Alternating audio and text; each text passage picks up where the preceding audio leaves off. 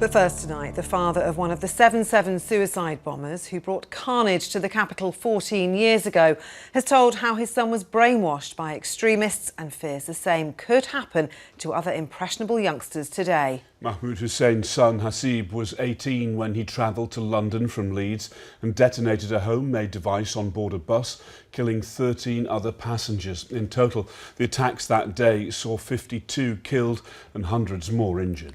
Well, Mahmoud has now met one of the survivors who told him she forgives his son. But he's now calling on the authorities to introduce checks on Islamic teaching to ensure that foreign-born imams aren't radicalising a new generation. John Hill reports. We've just had a big explosion. There appears to be something ahead of the train in the track. It was the single worst atrocity on British soil.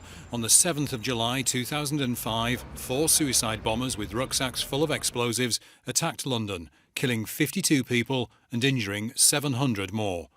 The bombers were all from West Yorkshire. Ringleader Mohammed Sadiq Khan, Shehzad Tanveer, Hasib Hussain and Jermaine Lindsay had travelled from their seemingly unremarkable home lives to inflict carnage on the capital. The youngest was 18-year-old Hasib Hussain, the so-called bus bomber. So these are the streets where your son grew up? Yes, he did, yeah.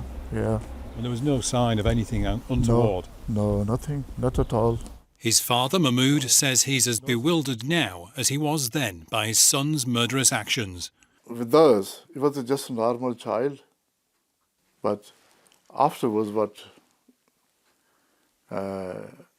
he became a suicide bomber.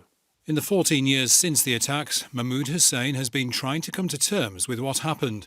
He's now written his own account and says he'll donate proceeds to charity. And a few weeks ago, it led him to meeting one of the bus bomb survivors, Lisa French. I'm so sorry you lost your son as well. She says she now forgives the teenager who tried to kill her. I have come to realise that, I have forgiven your son for what he did to me. I can't forgive on behalf of any of the other survivors or any of the families. But I want you to know I don't have any malice. Forgiveness from a survivor, but Mahmoud Hussain blames unknown hate preachers for brainwashing his son, and he fears it could happen again. People who like hate preachers, some imams who got their own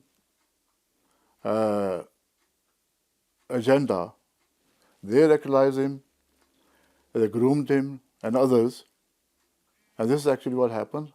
This government should stop people who are coming from abroad and spreading hatred in this country. These mosques and imams and all those Islamic teaching places must be regulated. Lord of the heavens and the earth. There are no regulations in place to control who preaches in mosques, but an Islamic preacher from Leeds who chairs a national advisory board for imams and mosques says younger preachers are helping to reach out to young people at risk of radicalisation. I agree with the father because I think it's important that our religious leadership is able to engage with young people. The majority of the Muslims are under the age of 25, so as a result we have a very young population, and religious leadership, imams, community leaders should be able to engage with young people, should be able to relate to them and empower them. As a result, we are bringing about a lot of changes in mosques. 10 years ago, the majority of the imams were those who came from abroad, but now increasingly we're seeing young imam being employed in mosques to engage with young people. You must have searched your soul. Do you, as his father, feel you bear any responsibility for your son turning from an unremarkable teenager into a suicide bomber? I brought my children, my son, in a very nice way. He was going to school, college, no problem.